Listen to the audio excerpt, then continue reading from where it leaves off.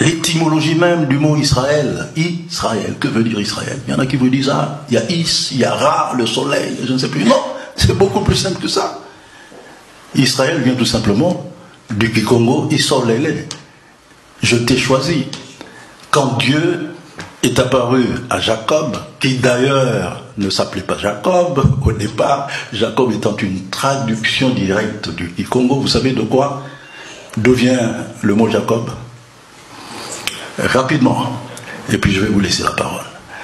C'est que, en hébreu, Yaakov, c'est celui qui tient.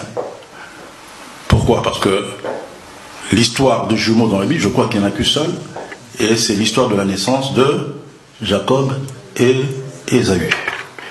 Et les deux, déjà, dans le ventre de leur maman, se disputaient. Qui va être le premier? C'est pas d'aujourd'hui, hein. Qui va être le premier?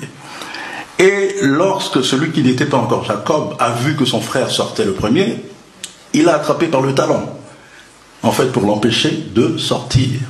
Raison pour laquelle, quand ils sont sortis ainsi, on appelait celui qui tenait le talon de son frère, celui qui tient, Yaakov, en hébreu. Traduisez-moi ça en Kikongo, celui qui tient. Simba.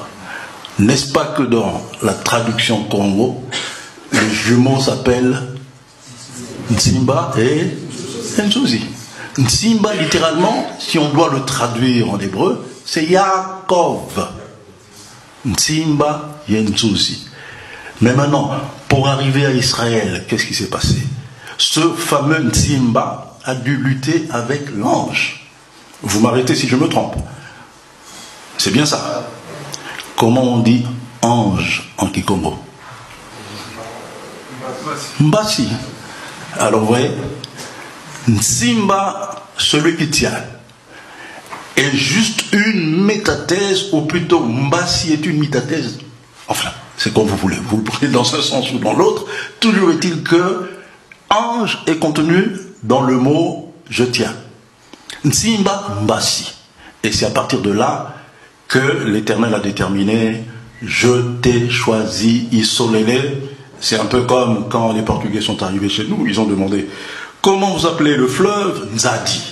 Et ils n'ont pas pu prononcer Nzadi, ils ont dit Zahir. L'ange a dit Isolele, et dans les traditions, quand la Bible a été traduite de la langue qu'on parle aujourd'hui, le Kikongo, vers l'hébreu, l'araméen, je ne sais plus quoi, Isolele est devenu Israël. Et voilà.